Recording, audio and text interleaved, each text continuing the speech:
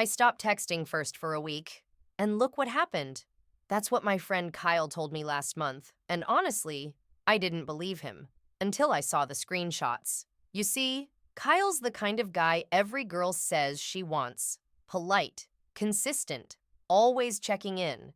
But lately, he'd been frustrated.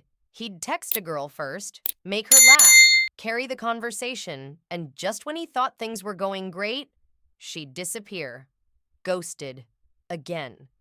He came to me one evening like, I don't get it. I do everything right, but it's like the more effort I put in, the less they care. And that's when I told him, maybe that's the problem. So Kyle decided to run a little experiment. For 1 week, he said he wouldn't text any woman first. Not one. No, good morning. No, how was your day? Nothing.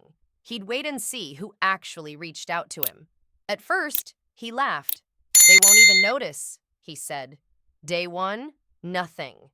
His phone was silent. He kept checking it every hour, pretending he wasn't waiting for a message. You know that nervous scroll when you open your phone for no reason? Yeah, that was him. Day two, still nothing. And I could see it starting to bother him. He was like, maybe they just moved on.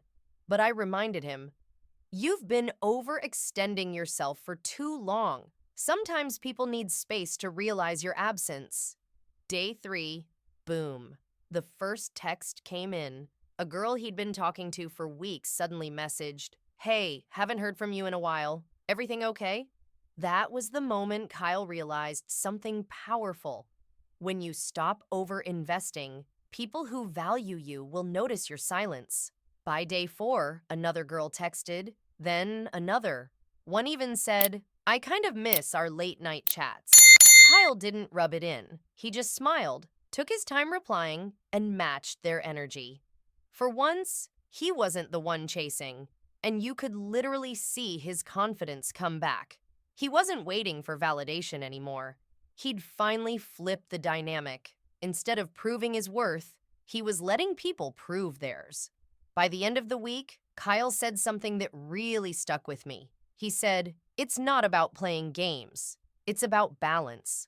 I was giving so much attention that they never had a chance to miss me. That hit me. Because he's right. Attraction doesn't grow from constant attention. It grows in the spaces in between. When someone has a moment to think, wait, where is he? Why hasn't he texted me? That's when curiosity turns into attraction. And it's not just about women. This applies to everyone.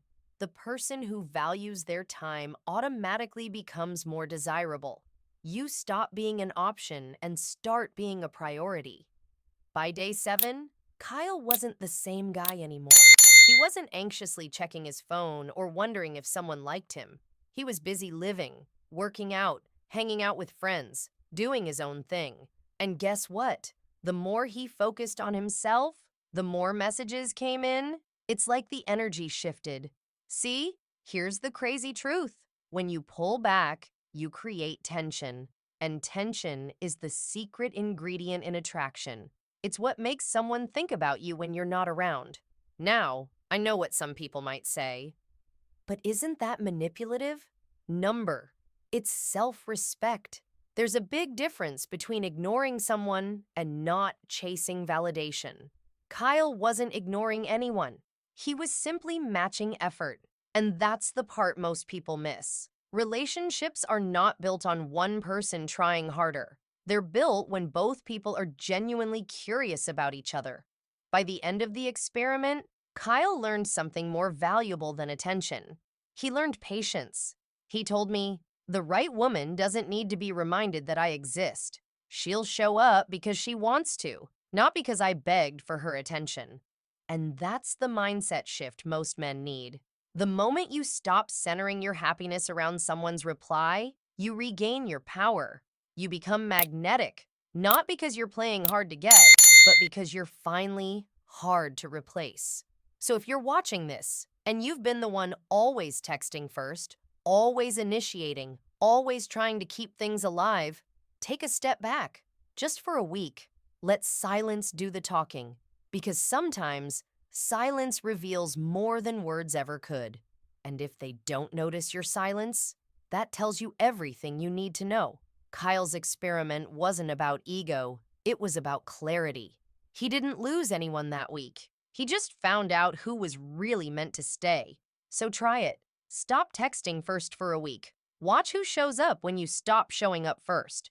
You might be surprised who truly values your presence and who only valued your effort.